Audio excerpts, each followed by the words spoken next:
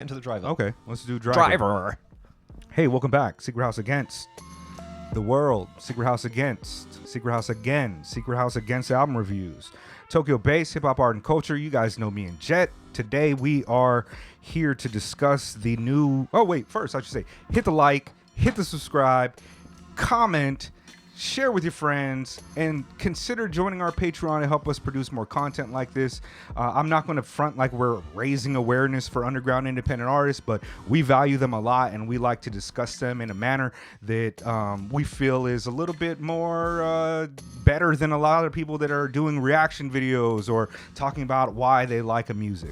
I'll pat ourselves on the back for that. Yeah, kick me $5 so that I can come here more often. Right, I'll be able to buy more radical books.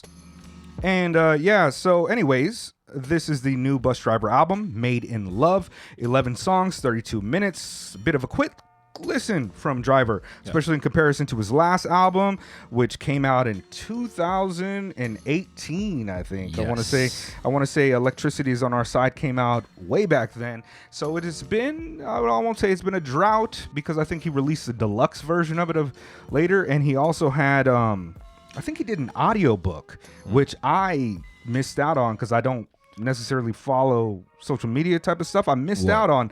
I don't write rhymes, I write code. But yeah. So this is Busdriver, and one of the things that we like to do on our channel when we discuss an artist that we haven't reviewed before is to give a little bit of some backstory on how we're familiar with their work, if we are or if we're not. And I'll go ahead and let me let you start with it. You want me to start with it? I was literally a child when Busdriver first started doing like I was a little kid. So Yeah. he's someone who's just kind of always been in my orbit or someone I've been, very acutely aware of. Yeah. Some 15 years ago, he did a collab single thing with Deerhoof, who are one of my favorite bands, the Hoof Driver. That's right. That would have been when I was like, oh yeah, let me listen to Busdriver. He also did that Animal Collective Leaf House remix, which is really good too. Yeah. But yeah, I don't know. He's been around. He's a legend of underground hip hop. Kind of fell off around 2016 for reasons we don't need to get into. And he's only released one album since then anyway. Word. But I did not listen to Electricity is on Our Side. Oh, okay. As I said before, he's one of my top 2 all-time favorite MCs.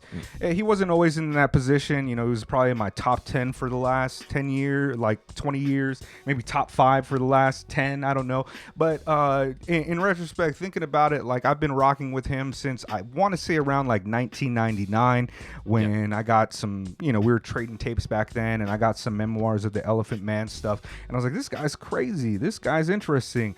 And I enjoyed his music. And then... I kind of feel like he's one of the great jazzmen.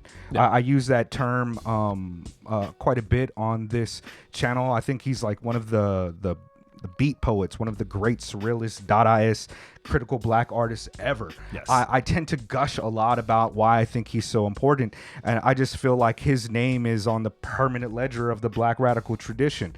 His words and the way he incorporates critiques of society and just his blackness and all under capitalism and where he comes from. I just feel like he's one of our true epicenters of art over the last 30 years. Nobody seems to do it quite like him. I feel like he's kind of the intersection of the radical jazzmen of the entire 20th century, as well as a kind of cross cut between the beat poets and the great poets of the last century as well. He's just tremendous to me, and I fucking love the guy.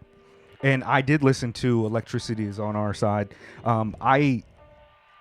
I really liked a few of the joints on that album, but it's 30 tracks in an hour and a half. It is. There's probably about 6 or 7 tracks on that album that I go back to consistently, and I love it. That said, even though with all of my gushing about Busdriver, I want to make it clear that my fandom doesn't mean that I like everything that he's done. He's had several albums and projects that don't necessarily hit very well for me. He like the Weather album is still one of my favorites. You know, Fear of a Black Tangent has several, Roadkill Overcoat, but you know, he doesn't always pull me in with his art and his direction. And I think that that's one of the things about his work, is that it can be very, there's no one single Busdriver album that kind of encapsulates all the type of music that he's made over the years. I don't think that's possible. Yeah, because he's so wildly experimental, and he's an artist to me that I feel like is not necessarily the iconoclastic person that shifts the culture to do more things, but he's always been embedded within the hip hop communities, touch base with everybody. You know, his predecessors, his teachers, and people who he, you know, was inspired to be like, are Freestyle Fellowship. And then he takes the reins and he becomes like one of the faces of this great underground independent movement. And this album is very Freestyle Fellowship. Should we get right into the album? Yeah. Okay, because I told you I had a lot of notes, but mostly they're just kind of sprawling. I will always be able to go off about how uncanny and wildly unique and idiosyncratic Busdriver is in compared to a lot of his contemporaries. But I like this album a lot. This might be my favorite Busdriver album in a long time, man. I like Thumbs, which Thumbs was like a mixtape. Yeah. But I love that, and that was one of my favorite Busdriver albums in a long time then. This album, I feel, is tremendous, and I kind of didn't get it at first. I'm not sure if I still get it. I'm still not sure if I get it. I didn't get it at first. When I first put it on, I was like, oh, am I not going to like this album? Because I knew it was produced by him. And earlier, we should say, I saw this post about 3 months beforehand, before the album was announced or released, maybe. And he posted, it's 4 of the new Busdriver rules. I think maybe, I don't remember what he called it. Sure. But it said, rule number 1. Maybe he didn't say rule, but he said, number 1, songcraft is self-contained, only utilizing outdated equipment.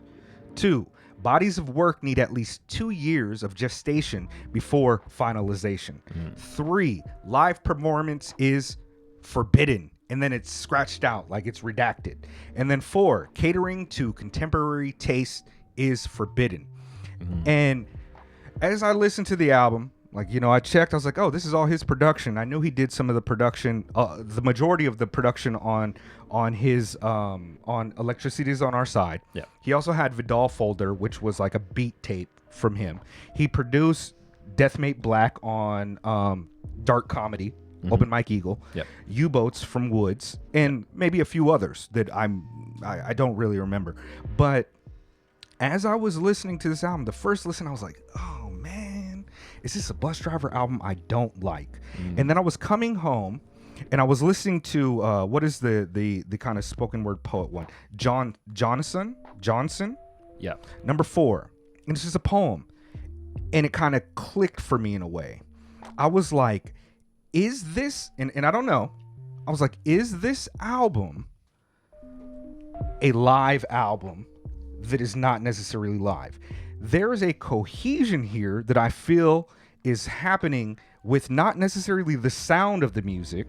Of course, like the mix, there's a cohesion in the quality of the sound. But I began to recall times watching Busdriver perform live. Right. And this is before he was even using the 404 to do it. This is, I don't know, 2003 in San Francisco or some shit.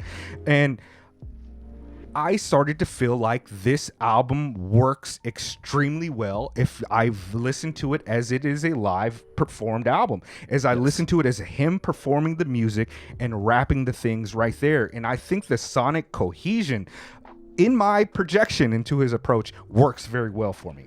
I love the album a lot, but when I think about him just using the outdated equipment, a lot of the shit sounds like a ribbon controller on a sample pad or something. But the musicality started to flourish for me too. When I listened to the first track, what is the first track called? Elsewhere Elsewhere. Yeah. I heard it and I was like, these sounds are strange together. These drums are strange together. He's very experimental on this. But then I started to hear like the way the beat switches when he's like, for my next trick, and then after the bridge, like fucking another change in sound. And I was like, I understand you, is what I started to feel. It does also function in the capacity of a live set in the sense that it begins explosively and then kind of takes shape as the album goes on. Once you get to Works, right, about halfway through the record, it becomes a little more songcrafty. You know, it does take on, relatively speaking, more traditional modes of songcraft. Than, you know, the beginning half of the album does. I mean, on my first listen, I got maybe 4 tracks in. You text me. And was I was that just the time like, you text me? Yeah, and I was I like, can't I listen can't to- do this right now. I can't do this right now. This was just too much. I don't remember what I was doing, but I was not just listening to the album in a vacuum. I think maybe I was like, my girlfriend's in New York right now for work, and I think I was having a conversation with her, and she was like trying to explain some stuff to me, you know, over text. Meanwhile, at the same time, in one ear, I just have this guy like yelling in my ear, like, my girlfriend's talking to me on the phone, driver. And I'm just like, okay, I can't, this is too much happening to me right now. And I love chaotic music. I do, you know, I like the Gero Geri Gegege is one of my favorite like musical projects.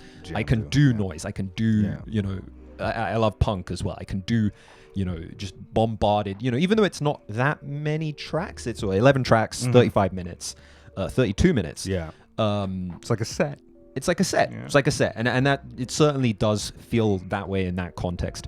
Out of curiosity, because my version, Jonathan, is listed as Jonathan Live. That's where I started to feel like, oh, right. That's a story. Is he, you know what I mean? Like, is it, everything sounds like that. And it does, and it's interesting relative to the rule you listed of live performance is forbidden, redacted.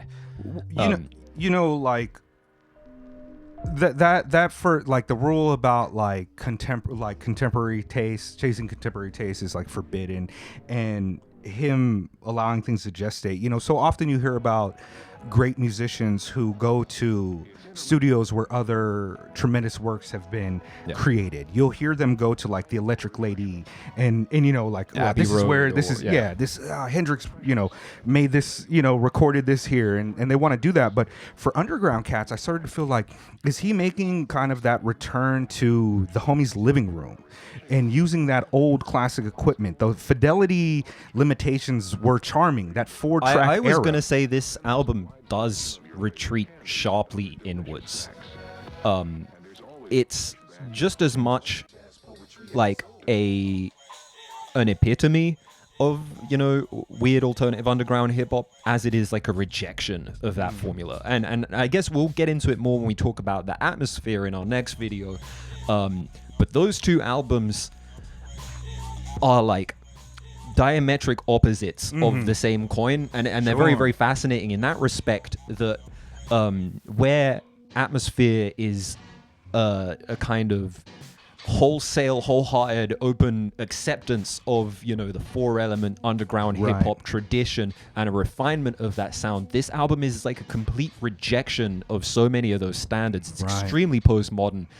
You know, there's a real kind of incredulity towards the meta-narrative of hip-hop, while of course being like unmistakably hip-hop at the same time. He does lean into a lot of the kind of foundation and the ethics of, and I feel like that rule set leans into the foundation, the ethics of where his career kind of got started and the things that he wanted to do. For me, Busdriver kind of exemplifies the radioactive half-life of avant-garde experimental hip-hop and high art, especially in its commodification. He's impossible to copy, generally advancing sound while not necessarily being somebody that influences culture. He doesn't have any scores of knockoffs like a lot of other artists that are a little bit like, you go to like a subreddit, or you look at the fan tweets from like an Aesop Rock. A lot of those people, they're like trying to rap like Aesop. They try to talk like Aesop, or they'll do it with even Earl Sweatshirt's newer Sure. approach, or Tyler, and everybody wants to create. But with Busdriver, he's got this death device cooked in that it's impossible to really copy. Of course, there's people who do it like similar sing-song. There's people that chop. There's people that rap like horn players. You know, Busdriver himself sounds very. You can kind of see the similarity between him and a Micah 9, who is, is OG, and a lot of cats kind of did that. But Busdriver himself, especially when you take into consideration some of the things that he's talking about, Micah 9 does, like, his newer stuff doesn't really get to the point where Busdriver is taking all of these, like, this like critique about vapid neoliberal and how disgusting things are from the perspective of a black man, and from the perspective of a touring black man, and from the perspective of he does very similarly what Billy Woods does, with just a different voice and different approach. You listen to some of these lines and it's just like, bro, it sometimes it just sounds like the average listener, the person that doesn't want to lean into try to think of it poetically or any other way, they just hear a bunch of words like, for my next trick, hallucinatory cloud computing without the crowd rooting. Like, non-refundable when Oakland, non-fungible token in the ovum of Lady Liberty.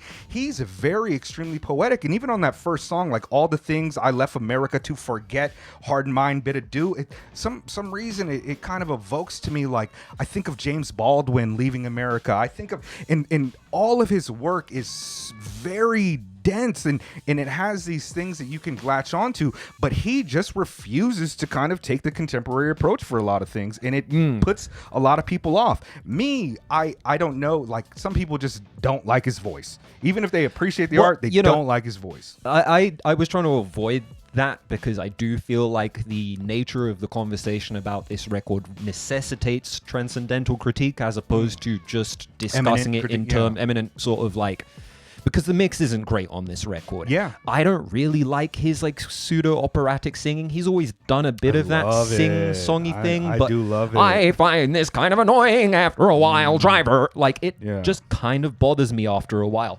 But I don't know how, like, this isn't the nature of that record. That's not really, it's like listening to a Steve Reich composition and complaining it's repetitive.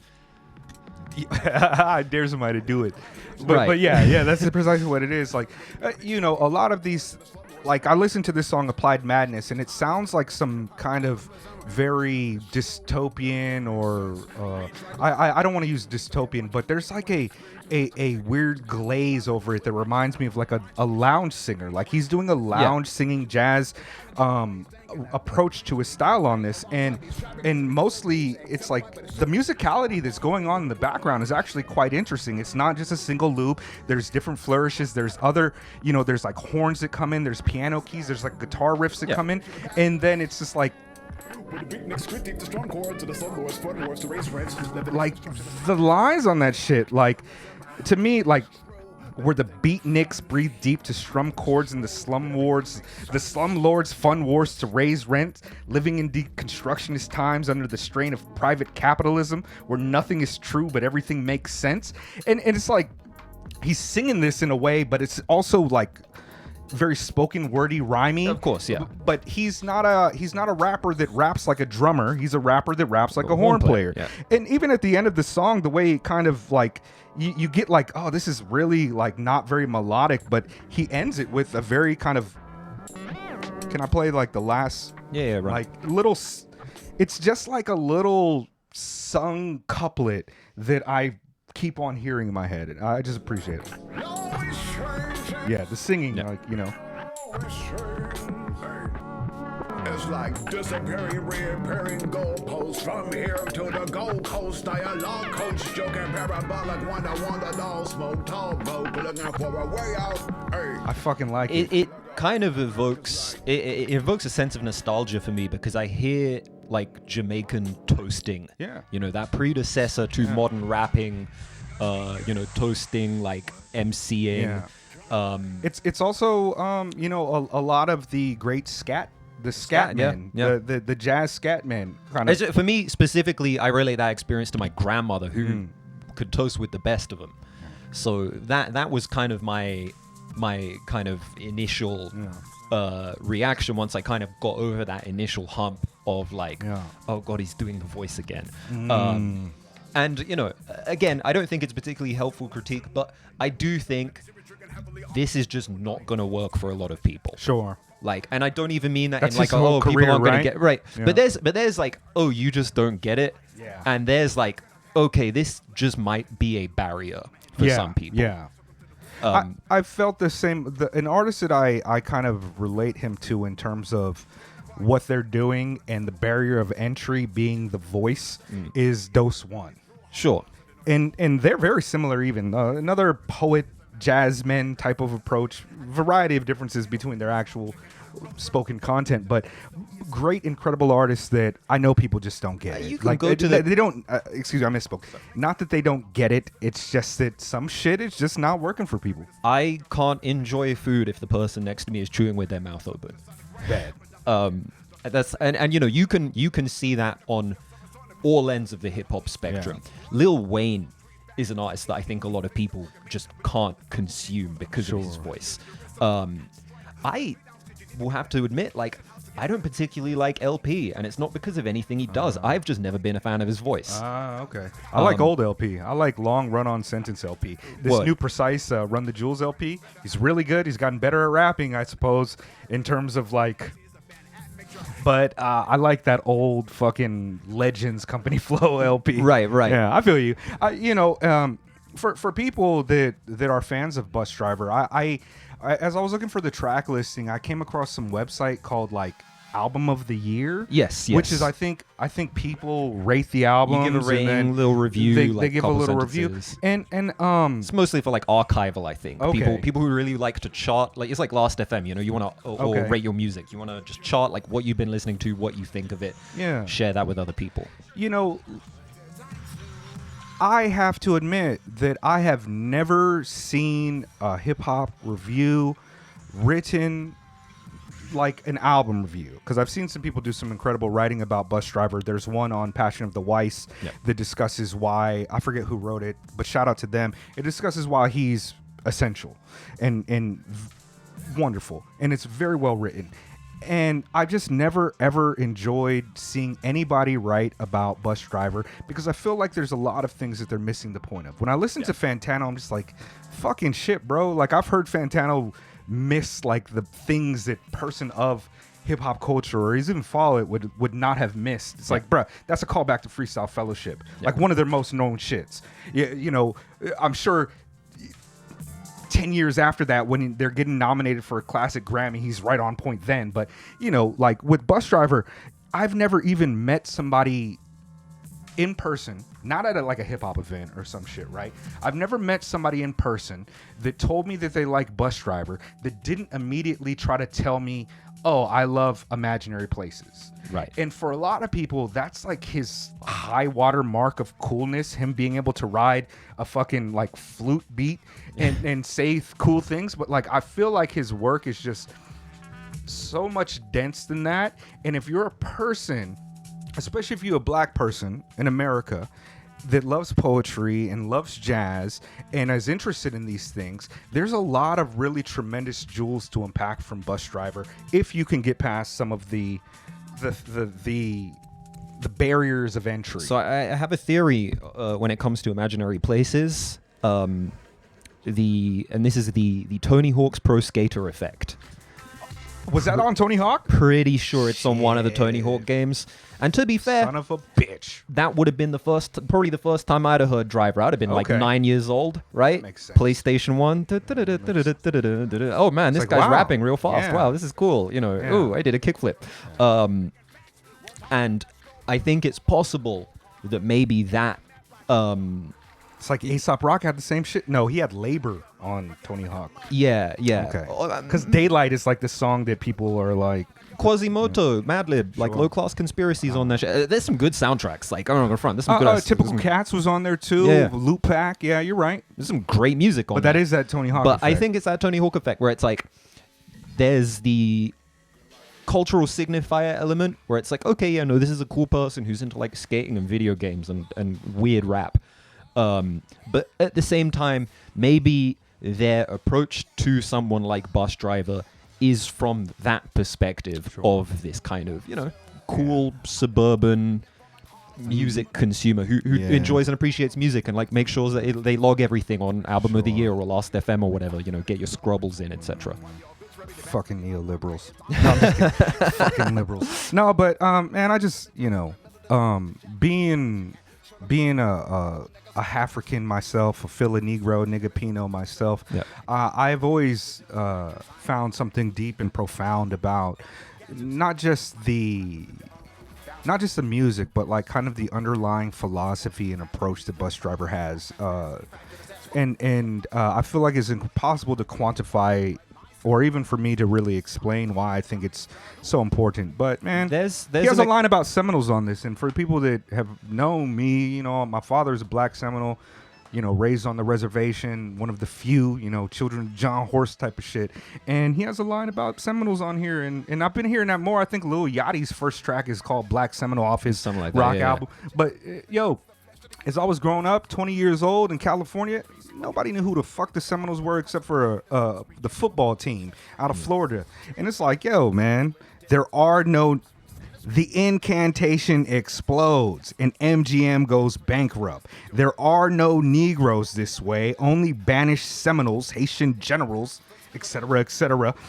Mask of basic minerals, shamans giving day laborers deeds, neighboring moons cradled by the eye of horse. The poetry, man, the lyrics and the poetry, like they're a little bit obfuscated by the speed and the approach. The speed and the complexity, and also just muddy mixing and kind of samples that come in and out of it. There's certainly a barrier to entry.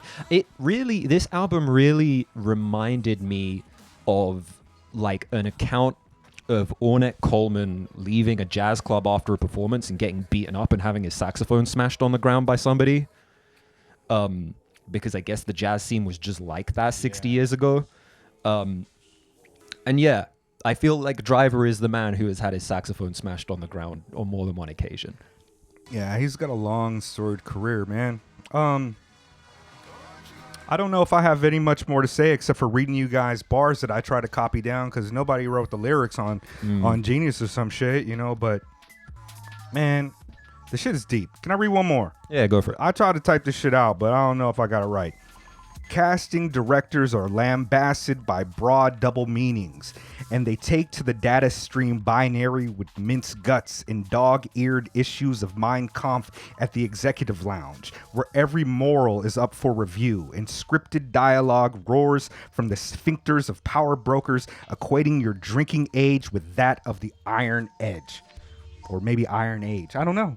Fucking bars, bro. Like, and the number one thing that I like about the album is not me understanding the lyrics necessarily. I find it sonically fucking hard. The way he comes out on Elsewhere and Elsewhen, I was like, yeah, I've been busy too, Busdriver. I fucking like this guy's music.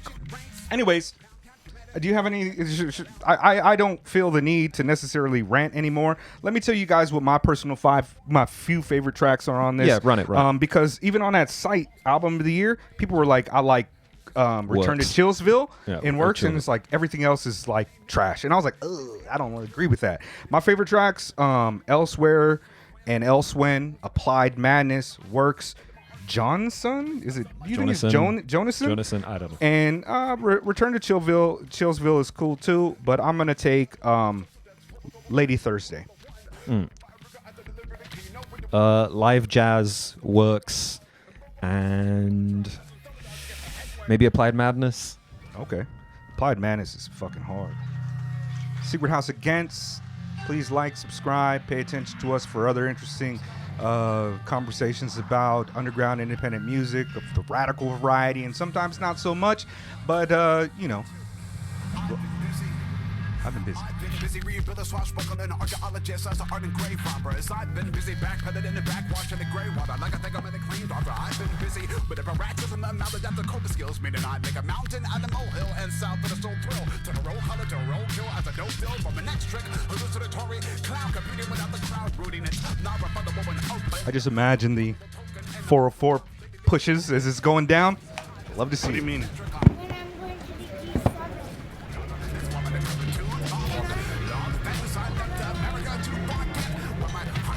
Maybe. All my clothes, clean clothes, everywhere clothes. All driver.